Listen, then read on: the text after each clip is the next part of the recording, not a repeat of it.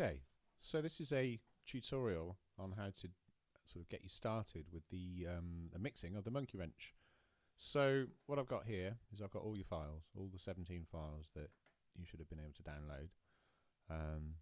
They're all numbered, and I'm just going to drop them into a blank arrangement. Now I'm using Logic on a Mac, but the principles are very much the same on any other DAW. That's a digital audio workstation. Right, so here's all the audio that we've got. If you just press play, sounds alright. Sounds pretty good. You think, what's wrong with that? I've done it. But that's because we've got the original track in the top. This is the Foo Fighters. And it's just adding a bit of Foo Fighter sheen to everything else. So I'm going to mute it. That's what we've got. Listen to it nice and closely and figure out what we can do to make it better. You'll notice that the order of the tracks is done in a specific way, starting off with the kick drum, then the snare drum, then the hi-hats, overhead left and overhead right. So we've got all our drum tracks there in that particular order. It's a sort of a bottom-up affair with the kick drum at the bottom and then the overheads at the top. And then the same goes for the instruments. We've got the bass at the bottom and then the vocals via the guitars. So let's start with the kick drum and the snare drum. So these two are close mic'd. That means that the microphones are right next to those drums. So I'm going to go to the meters and have a little look. You can see that the snare drum is a bit louder than the kick drum. Let's try and balance that out. Let's just bring that down.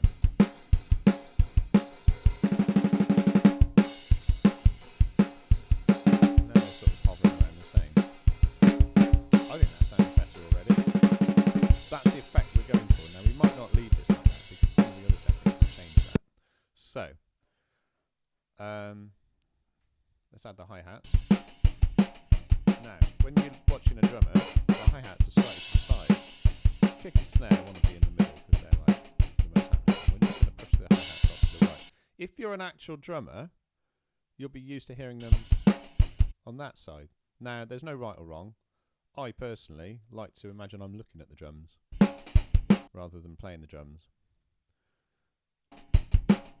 So I'm going to put them there, about plus 15. I could put them all the way over there, but that'd be crazy. So we're trying to sort of make the drums sound fairly natural. We haven't got any tom mics, and that's because he didn't even hit the toms at all. Just didn't even use them. I think we actually mic'd them all up in the session, but just deleted it because there was no point. So here's the overheads.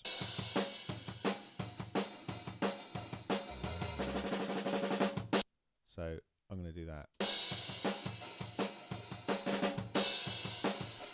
Looks like they're stereo files, but they shouldn't be. They should just be like that. Right. Good. So that's sort of not bad. I mean, you can hear they're sort of quite tinny, quite processed.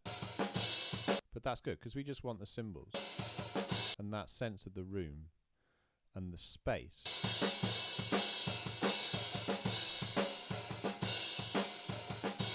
I think when they're too far left and right, it's a bit unnatural. So I'm just going to bring them in a little bit like that.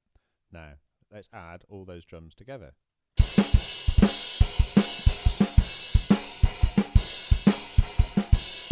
Yeah, that's all right. That sounds like that studio at school, doesn't it? So, the next thing, we're just going to balance everything up before we put any processing on. Now, we've got the bass. It's a DI bass sound, so you can hear this kind of frets and some of the detail, which if it were through an amp, you wouldn't really hear. So first of all, I'm going to use Logic's built-in bass amp designer. Now, Cubase has a similar thing. I think Logic's has got pretty pictures. Maybe Cubase has got pretty pictures now as well. So I'm just going to go for a classic. There we go. I can choose my mics. What's the difference? Let's go for that one. Right. It's got to be really bassy. Because if if you listen to the original, all you've got is guitar. The bass is just this sort of bass sound at the bottom. There's no detail on it. So let's put the lows up. Let's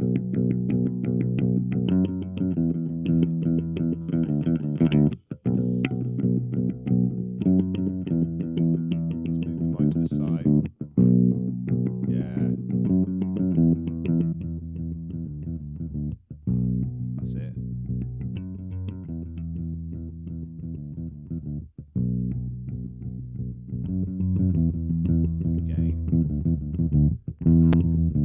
Right, I'm going to use the compressor on the amp.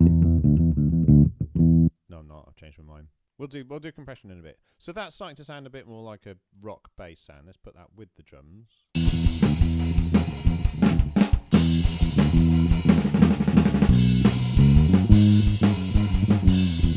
Yeah, that's Lorenzo on the drums, by the way, and that's James Lieber Whitfield on the bass. Right, now guitar. So guitar 1A and guitar 1B are called 1A and 1B because they're both playing exactly the same thing, but just recorded twice. So what we can do is pan left and right, and it just sounds huge. Let's put them in the middle first, and you can hear what they sound like. Oh, actually, no, they've already been panned. Bad. There we go.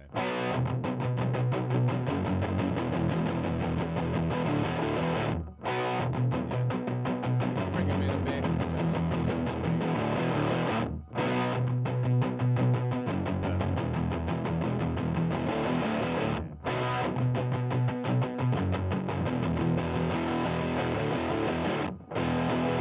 And they're both exactly the same level, so that's fine. So what does that sound like?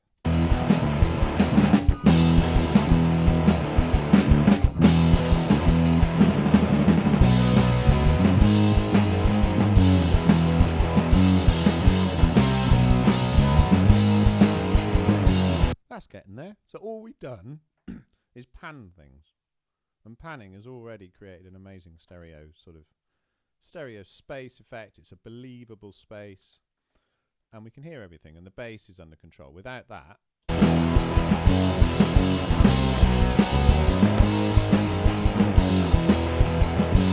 yeah, that just softens everything up really nicely and creates that foundation that we want. So the other guitar plays that little tune bit at the beginning.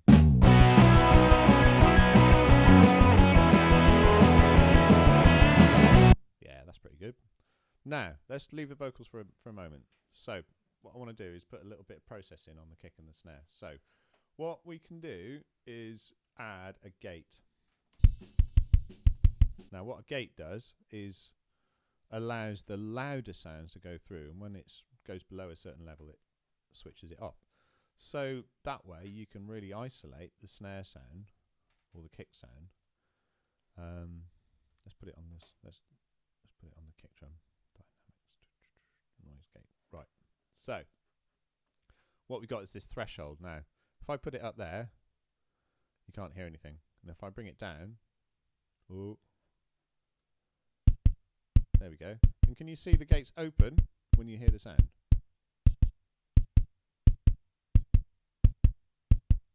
Without it, you can hear that really quiet snare drum in the background. But with it, it's gone. I'm going to put the look ahead up 3 milliseconds to match the attack.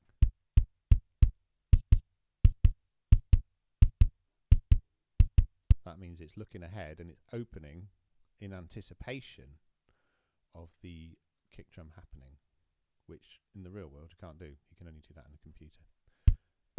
Bit of release to allow that kick drum to kind of die down.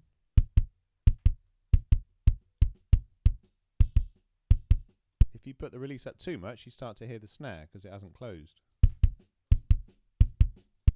So let's bring that.